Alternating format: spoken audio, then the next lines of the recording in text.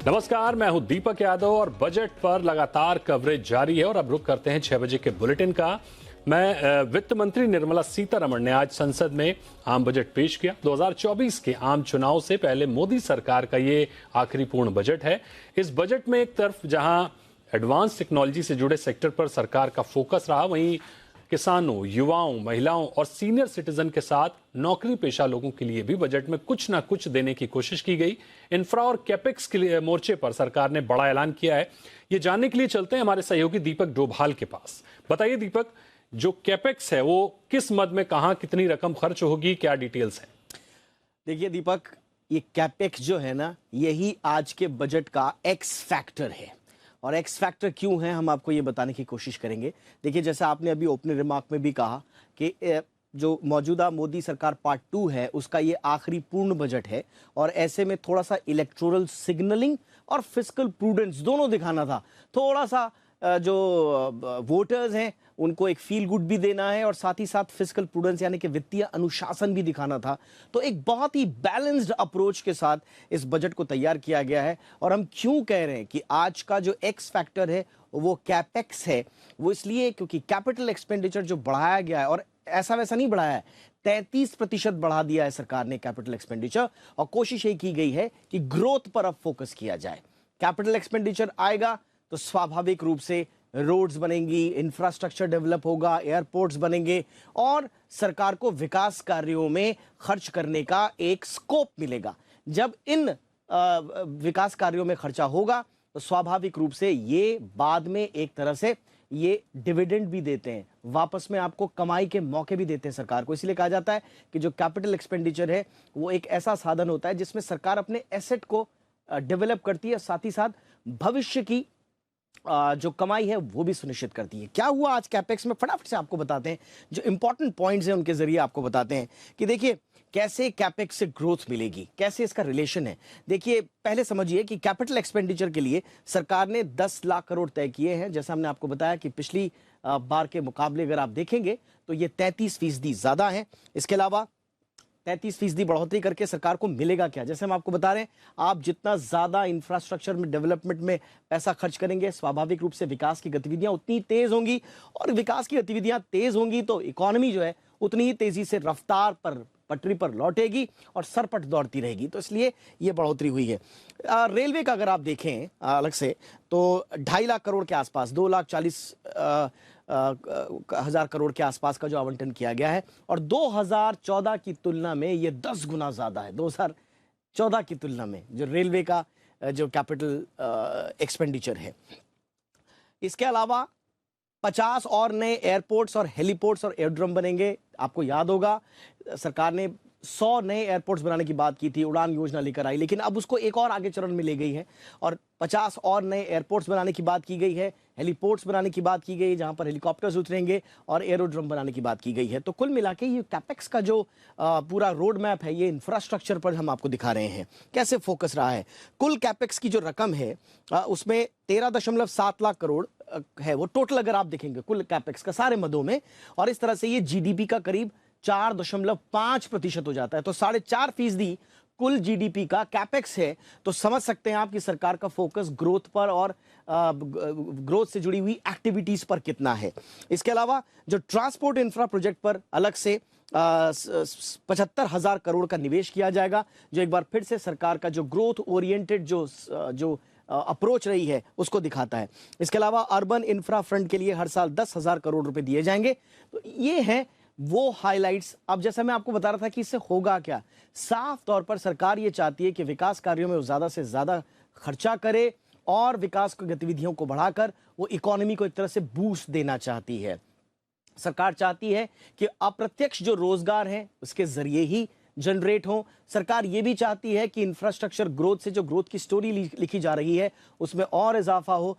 तो कुल मिला के सरकार खर्चा करने को तैयार है। और बेस्ट चीज जो रही है, जो मोस्ट बैलेंसिंग एक्ट रहा है, वो ये कि वित्तीय अनुशासन को दिखाते हुए, फिस्कल प्रूडेंस को दिखाते हुए आप कैपिटल एक्सपेंडिचर को बढ़ा रहे हैं। तो इसका मतलब आप थोड़ा आगे भी बढ़ रहे हैं और एक संयमित होकर एक कदम पीछे भी आ रहे हैं। तो आपने जो फिस्कल डेफिसिट है उसको कंट्रोल करने की कोशिश की और एक्सपेंडिचर आप बढ़ा रहे हैं, तो एक बैलेंस्ड रूप में आगे बढ़ने की कोशिश सरकार की। और लक्ष्य सीधा सीधा एक ही है कि विकास की गतिविधियां बढ़ें, लोगों को प्रत्यक्ष अप्रत्यक्ष रूप से रोजगार मिले और फिर इकोनॉमी का पहिया तेजी से आगे बढ़े। और इकोनॉमी का पहिया जो है इंफ्रास्ट्रक्चर से काफी बेहतर तरीके से घूमता है, क्योंकि इंफ्रास्ट्रक्चर के साथ साथ तमाम सेक्टर भी आगे बढ़ते हैं, तो उससे एक अलग ही रूपरेखा नजर आती है देश की। तो बहुत बहुत शुक्रिया करेंगे दीपक आपका ये पूरी डिटेल को विस्तार से बताने समझाने के लिए। बढ़ते हैं अगली खबर की ओर। बजट में वित्त मंत्री ने टैक्स पेयर्स के लिए बड़ी राहत का ऐलान किया है। अब नए इनकम टैक्स रिजीम के तहत 7 लाख रुपए तक आय पर कोई टैक्स नहीं देना होगा, जो अब तक 5 लाख रुपए था। Currently, those with income up to 5 lakh do not pay any income tax in both old and new regimes. I propose to increase the rebate limit to 7 lakhs in the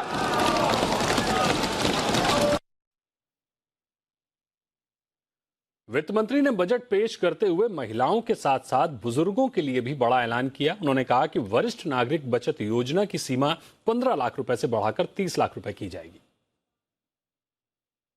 senior citizens.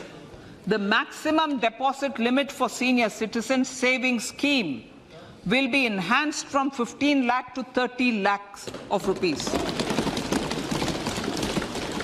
The maximum deposit limit for monthly income account scheme will be enhanced from 4.5 lakh to 9 lakh for single account and from 9 lakh to 15 lakh for joint account.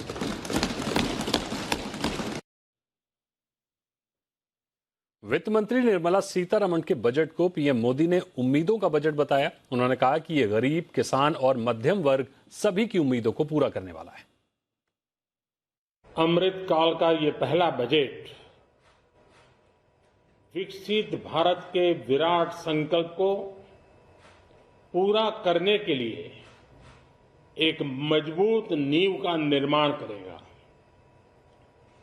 ये budget वंचितों को वरीयता देता है।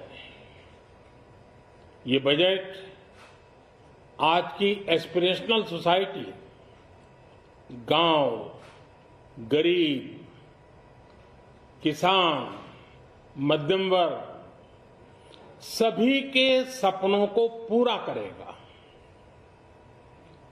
मैं वित्त मंत्री निर्मला जी और उनकी टीम को इस ऐतिहासिक बजट के लिए बधाई देता हूं।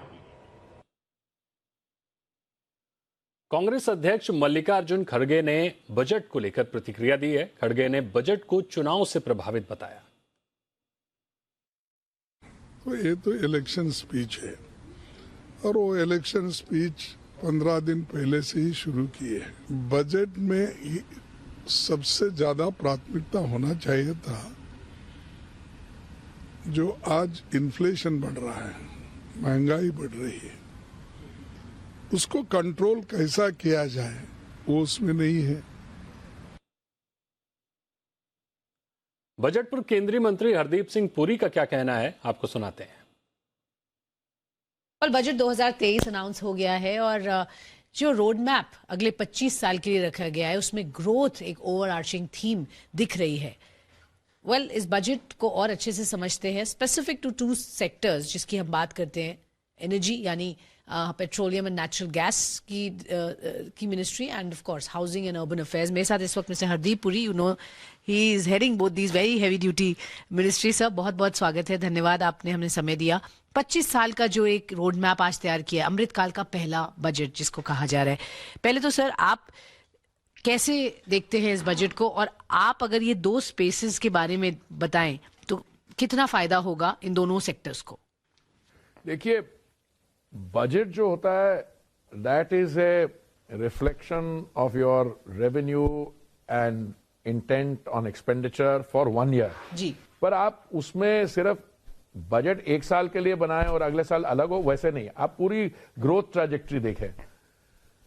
आप कल जो महामहिम राष्ट्रपति जी का भाषण था उसको देखिए, इकोनॉमिक सर्वे को देखिए और फिर आज का बजट देखिए। मैंने 3 चीजों को आप ले जाके, that India has arrived and this is the beginning of the realisation of India as a विकसित देश, जो 2047 का इंडिया एट 100 वाला की बात है। मैं क्यों कह रहा हूं?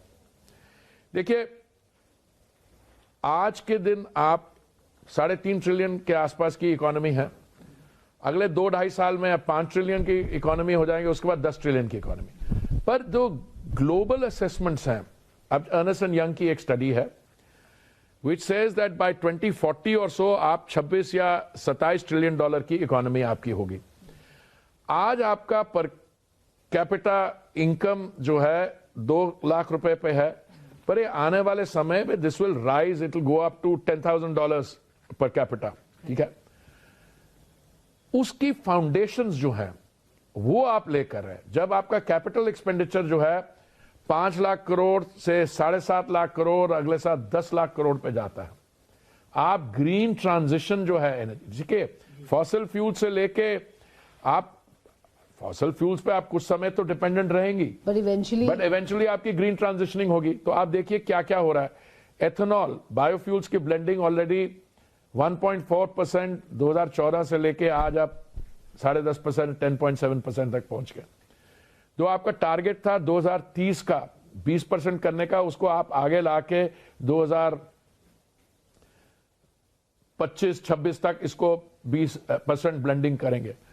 कंप्रेस्ड बायोगैस, जिसके बारे आज देयर आर प्रोविजन, आपने 5% सीबीजी ब्लेंडिंग मैंडेटरी कर दी है, उससे सीबीजी ऑफटेक होगी। पिछले साल हमने कुछ निर्णय लिए हैं कि हमने प्राइस जो है उसको 46 रुपीस पर किलोग्राम से बढ़ा के 54 रुपीस की है।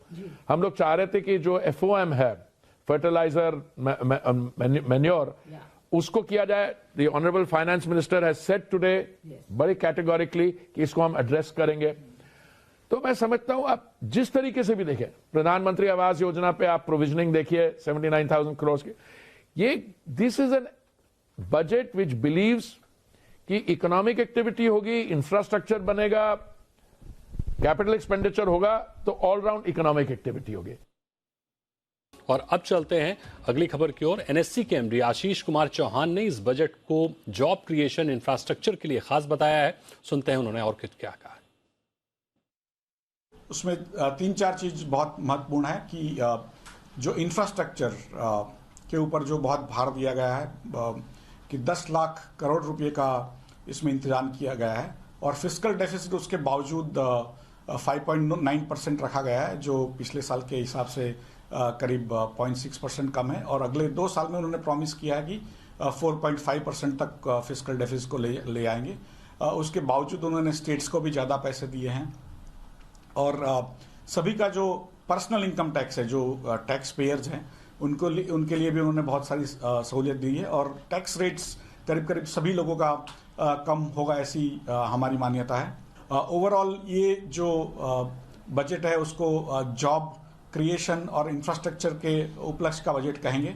और जो मार्केट को एक धारणा थी कि कैपिटल गेन टैक्स में भारी बदलाव आएंगे, वो भी नहीं आया। उसकी वजह से भी मार्केट आज खुश है। जब प्रपोजल पेश हुए तब मार्केट करीब 120 पॉइंट, निफ्टी इंडेक्स करीब 120 पॉइंट ऊपर चल रहा था।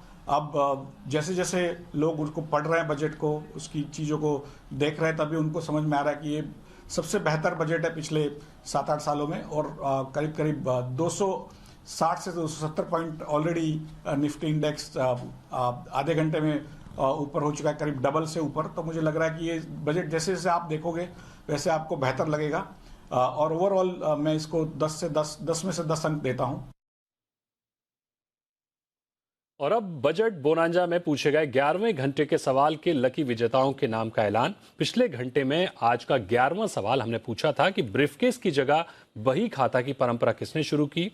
तो A Indira Gandhi, B Arun Jaitley, C P Chidambaram और डी निर्मला सीतारमण। और सही जवाब है डी निर्मला सीतारमण।